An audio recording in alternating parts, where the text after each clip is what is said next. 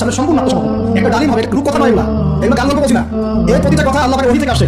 এর একটা কথা মিথ্যা হবে না ইনশাআল্লাহ। বিশ্ববাসী দেখবে একটা ডালিমের নিচে পরিবার আসতে পারবে। এত স্পেসিফিকলি বলা হয়েছে হাদিসগুলোতে। নবী সাল্লাল্লাহু আলাইহি ওয়াসাল্লাম বলেছেন যে 10 জন ঘোড়সওয়ার, কয়জন ঘোড়সওয়ার? 10 জন ঘোড়সওয়ার বের হবে ইমাম মাহদির সময়, যারা খোঁজ দিতে যাবে যে দেখি দাজ্জাল বের হয়েছে কিনা। ঘোড়ায় করে খোঁজ দিতে যাবে দেখি দাজ্জাল বের হয়েছে কিনা। ওই 10 নবী বলেছেন আমি ওই 10 জনের নামও জানি, ওদের বাবার নামও জানি। সুবহানাল্লাহ। এত স্পেসিফিক জ্ঞান দেওয়া হয়েছে আল্লাহর পক্ষ থেকে নবী সাল্লাল্লাহু আলাইহি ওয়াসাল্লামকে। তার হাদিস থেকে বলছি ডালিমের নিচে পরিবার আশ্রয় নিতে পারবে। তো অনেকে হাসবে, কি বলে উল্টা উল্টা করতে না, নাস্তিক আমরা করতে পারি, হাসবে আর হারিয়ে রেখে দেবে।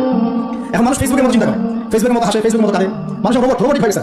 ঠিক আছে, আচ্ছা এরপর কি? এরপরে বরকতের এই সময়টা শেষ হয়ে যাবে কখন? যখন মানুষ আবার সেই জিনা বা শিরক কুফরে লিপ্ত হবে। আল্লাহ রাসূল বলেন এমন একটা মানুষও বাকি থাকবে না, একটা মানুষ না যে খালি লা ইলাহা ইল্লাল্লাহ কালিমাটা পড়তে জানে, এমন একটা মানুষ বাকি থাকবে না।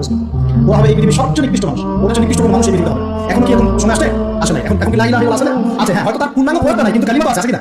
তখন নবী বলেন এমন একটা যুগ আসবে যে লা ইলাহা ইল্লাল্লাহ বলার মতো একটা মানুষ খুঁজে পাওয়া যাবে না, আর মানুষ রাস্তাঘাটে কুকুরের মতো জিনা করবে।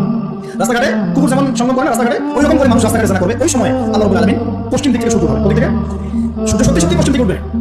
পৃথিবী একদিকে ঘুরছে না এখন, কে জানে আল্লাহ পাক পৃথিবীর ঘূর্ণন থামিয়ে উল্টা দিকে ঘুরতে পারে না? অবশ্যই পারে। আল্লাহ পাকের জন্য এটা খালি বলা কুন ফায়াকুন, হয়ে যাবে বাস। আমি কয়েকদিন আগে বলতে গেছি পৃথিবীর নিচে কিন্তু আগুনের স্তর আছে, জানেন তো? পৃথিবীর নিচে আগ্নেয়গিরিগুলো আছে। পৃথিবীর ভিতরে একটা ঘূর্ণন হয়, সেই ঘূর্ণনের দিক পরিবর্তন হচ্ছে দিন দিন।